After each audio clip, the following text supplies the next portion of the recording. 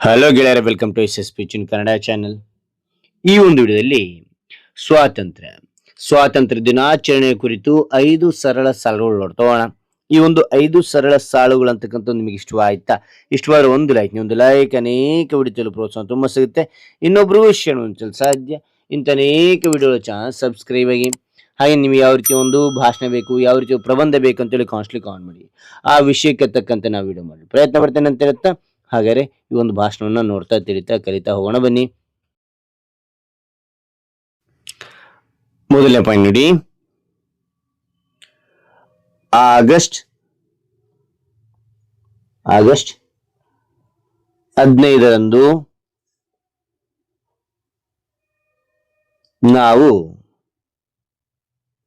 ನಾವು ಸ್ವಾತಂತ್ರ್ಯ ದಿನವನ್ನು ಆಚರಿಸುತ್ತೇವೆ.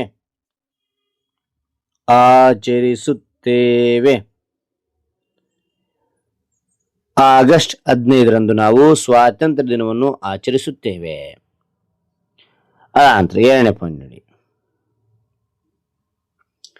1947ರಲ್ಲಿ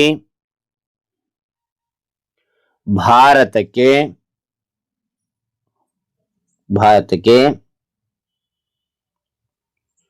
ಸ್ವಾತಂತ್ರ್ಯ ಸಿಕ್ಕಿತು.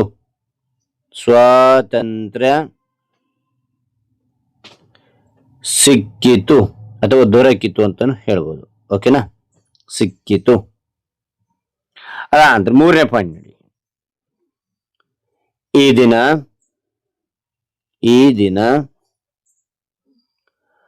ರಾಷ್ಟ್ರಧ್ವಜವನ್ನು ಹಾರಿಸಲಾಗುತ್ತದೆ.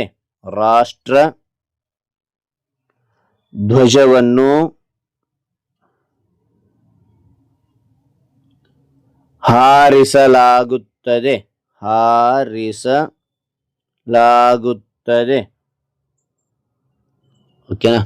ಈ ದಿನ ರಾಷ್ಟ್ರಧ್ವಜವನ್ನು ಹಾರಿಸಲಾಗುತ್ತದೆ. ನಾಲ್ಕನೇ ಪಾಯಿಂಟ್ ನೋಡಿ. ನಾವು ದೇಶಭಕ್ತಿಯ ಹಾಡುಗಳನ್ನು ಹಾಡುತ್ತೇವೆ.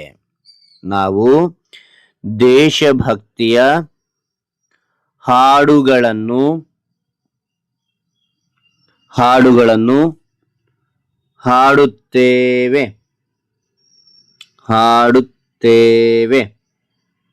ಓಕೆನಾ? ಅಂತ ಲಾಸ್ಟ್ 5ನೇ ಪಾಯಿಂಟ್ ನೋಡಿ. ನಮ್ಮ ದೇಶವನ್ನು ಪ್ರೀತಿಸಿ ಗೌರವಿಸೋಣ.